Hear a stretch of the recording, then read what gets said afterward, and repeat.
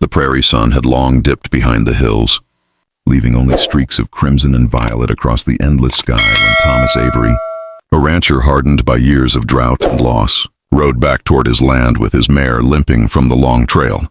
He was bone-tired, craving only the silence of his cabin and the comfort of firelight. Yet as he passed the dry gulch, his horse startled.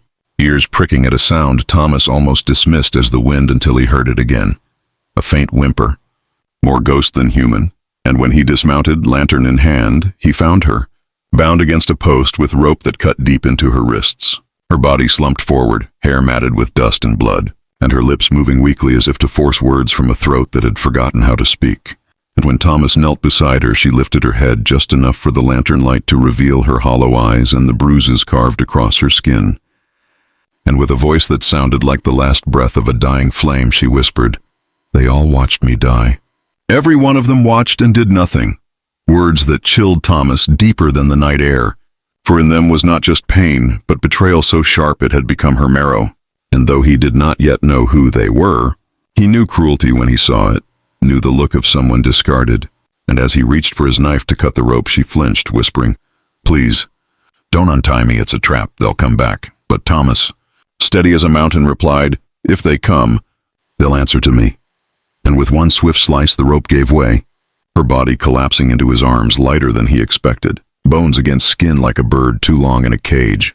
And in that moment, the rancher who had buried his wife in the hard ground years ago felt something stir in him again. Not desire, not even pity, but a vow, silent and iron, that this woman would not die forgotten. He carried her across the gulch, set her gently upon his horse, and rode through the night back to his cabin, her head resting against his chest, her breath faint but there. And when at last he laid her by the fire and covered her with his own coat, she clutched at his sleeve, eyes opening once more to whisper, "You shouldn't have saved me." "Men like you don't come back from what they do to women like me." And Thomas, his throat thick, answered simply, "Then maybe I'm not like them," though inside he wondered if he had the strength to prove it. For he knew this was not just the saving of a life, but the beginning of a storm that would test everything he thought he was. Dawn broke across the plains, painting the sky in streaks of pale gold, and Thomas sat in his rocking chair by the fire, too weary to sleep, his eyes fixed on the fragile figure lying beneath the quilt on his cot, the woman he had carried from the gulch, the woman who had whispered of dying while others watched. And though her breathing was shallow, she clung to life with a tenacity he could not ignore. He had seen cattle cling to breath after storms, men hold on after gunshot wounds, but this was different. This was a soul clawing back from the grave itself, and it haunted him. When she stirred, flinching at the light, Thomas poured a tin cup of water, steadying her hand as she drank. And after a long silence, she said, voice raw, "You shouldn't have brought me here. They'll come. They always come back for what they think is theirs." And Thomas, jaw tight, replied, "Ain't a man alive that owns another soul." But she only shook her head, whispering, "You don't understand. They took me in front of the town, tied me up, and when I begged, when I screamed, nobody stopped them, not even the preacher, not even the women. They all watched me die, and when I woke, I wished I hadn't." And her words burned through him like fire in dry grass, for he had seen lawless cruelty before, but this was different. This was an entire community turning its face away, and rage, hot and bitter, coiled in his chest. Yet Thomas did not let it spill in front of her, instead asking softly, "What's your name?" And for a long moment she hesitated, clutching the quilt as though a name was too much to give. But finally she whispered, "Eliza," and the sound of it, fragile and cracked, carried more strength than she believed, for to speak it was to reclaim something stolen. And Thomas repeated it, low and steady, "Eliza," as though promising to keep it safe. The day passed in heavy silence, broken only by her coughing fits and his quiet tending of chores. But when night fell again, she whispered into the dark, "You should leave me outside like the others did. You'll lose everything if you don't." And Thomas, staring at the fire, answered, "I already lost everything once, Eliza, and I ain't about to watch someone else lose themselves too." Though in truth he felt the weight of her warning pressing on him, for he had enemies of his own, men who circled like vultures around weakness, and he knew harboring her would draw them like flies to blood. The next morning, the sound of hooves on hard ground proved her prophecy true. 3 riders at first, their faces twisted with arrogance, their rifles slung careless like men too sure of themselves.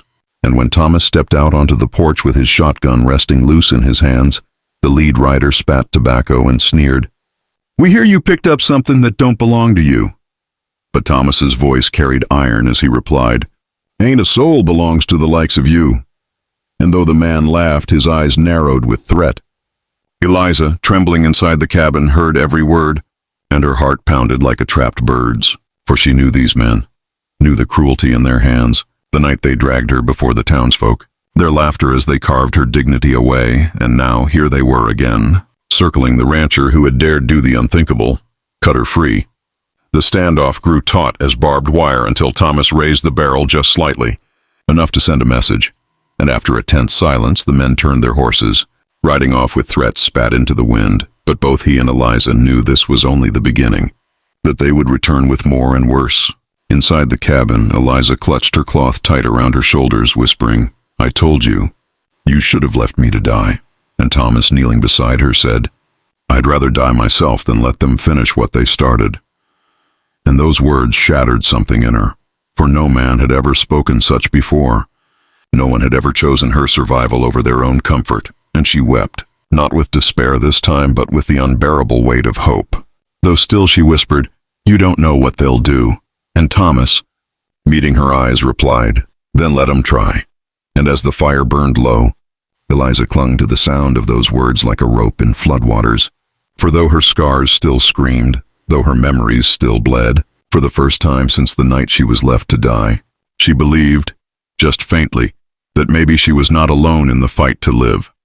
The storm that Eliza had feared came not with rain, but with hooves and fury.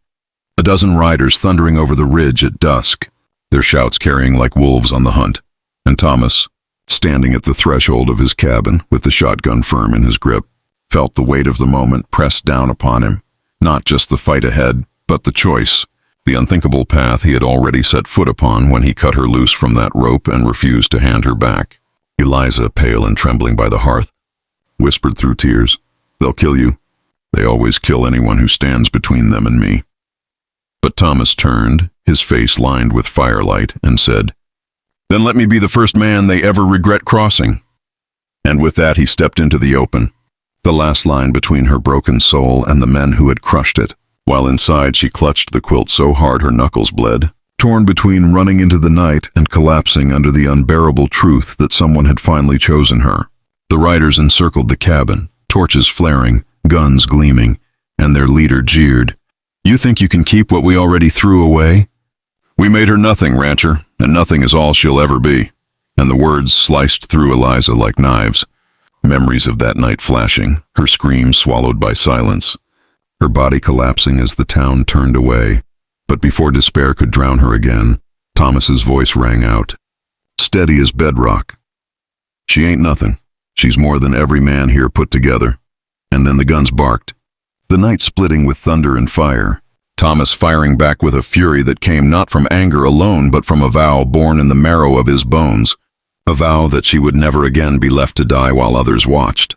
The fight was chaos, smoke, fire, screams, men falling into dust, but through it all Eliza felt something stir inside her, fragile but unyielding, a spark that whispered she was not helpless. And when a rider broke through the doorway, dragging her by the arm, she found herself striking him with a strength she thought long dead, her hands clawing, her voice crying out not for mercy but for life.